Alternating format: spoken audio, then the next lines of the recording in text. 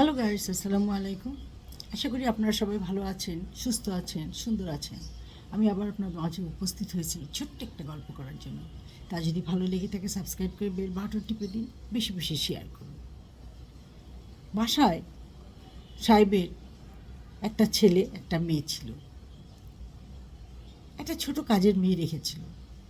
সারাদিন মেয়েটা কাজ করতো, ছেলেটার সাথে খেলা করতো, খুব ভালো ছিল। আস্তে আস্তে ওরা বড় হয়। ছেলেটাও মেয়েটাকে খুব আদর করে, মেয়েটাও ছেলেটাকে খুব ভালোবাসে। এক সময় ছেলেটা বিদেশে লেখাপড়া করতে চলে যায়। মেয়েটার মনটা খারাপ হয়ে যায়, কারণ সারাদিন ছেলেটার খোঁজ খবর নেওয়া, এটা খাওয়ানো ওটা খাওয়ানো। অনেক দিন বিদেশে লেখাপড়া করার পর ছেলেটা দেশে ফিরে আসে। তারপর মেয়েটার জীবন চাঞ্চল্য ফিরে পায়। আচার তৈরি করা, এটা তৈরি করা, বহু কিছু শিখছে। সব কিছু করে করে ছেলেটাকে সে খাওয়াতো। ছেলেটা হেসে বলতো, বিদেশ থেকে এসেছি, কিরে আমাকে মোটা করে ফেলবি? কিন্তু মেয়েটার ভালোবাসাটা একতরফা ছিল, ছেলেটা তা জানতো না। হঠাৎ একদিন দেখে বাড়িতে অনেক মানুষের আনাগোনা। জিজ্ঞাসা করে জানতে পারলো ছেলেটার বিয়ের কথা চলছে।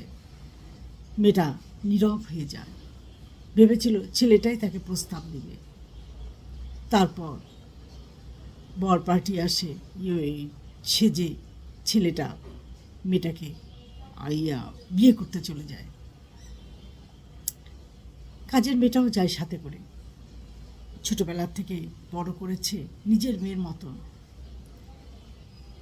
বিয়ে করে বউ নিয়ে যখন বাড়িতে আসে, সবার হইচইয়ের মাঝেই কাজের মেয়েটা অদৃশ্য হয়ে যায়। কোথাও তাকে খুঁজে পাওয়া যায় না। কাজের মেয়েটা নীরবে কাঁদতে থাকে। কাঁদতে কাঁদতে এক পর্যায়ে বিষ মুখে দিয়ে শুয়ে পড়ে। তার হাতে একটা চিরকুট লিখে দিয়ে যায়, ছোটবেলা থেকে তোমাকে ভালোবাসলাম, ভেবেছিলাম তুমি আমায় বিয়ে করবে। আমায় না করে অন্য মেয়েকে বিয়ে করলে, আমায় এত আঘাত দিলে, এত কষ্ট দিলে, আমি সইতে পারি নাই। তাই আমি তোমার পথের কাটা না হয়ে পরপারে চলে গেলাম। সকালে ঘুম থেকে উঠে সবাই ওকে খুঁজছে, খুঁজে নাই। ওর ঘরে যেয়ে দেখে মেঝেতে লুটে আছে।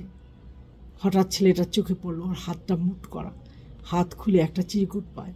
সেই চিরকুটের এই লেখাগুলো পড়ে ছেলেটা চিৎকার দিয়ে কেঁদে ওঠে। বলে, আমাকে কেন বলিসনি যে আমাকে তুই ভালোবাসিস? আমি তোকে বুঝিয়ে বলতাম। তাহলে দেখেন, ভালোবাসা শুধু ড্রাইভার, পিউন, গার্ড এদেরকে ভালোবাসে না, এরা মালিকের ছেলের উপরও হাত বাড়ায়। তাই কাজের লোক রাখলে খুব সাবধান। ছোটোবেলায় ছোট মেয়ে রাখলে এমন সাবধানে রাখবেন যেন দুজনের মধ্যে কোনো রকম বন্ধুত্ব সৃষ্টি না হয়, দুজন দুজনের ভিতরে ফারাকটা বুঝতে পারে। এভাবেই রাখবেন, তাহলে হয়তো সুন্দর জীবনযাপন ওরাও করতে পারবে, আপনারাও নিশ্চিন্তে থাকবেন। আজ এই পর্যন্ত। ভালো থাকেন, সুস্থ থাকেন। আল্লাহ হাফেজ।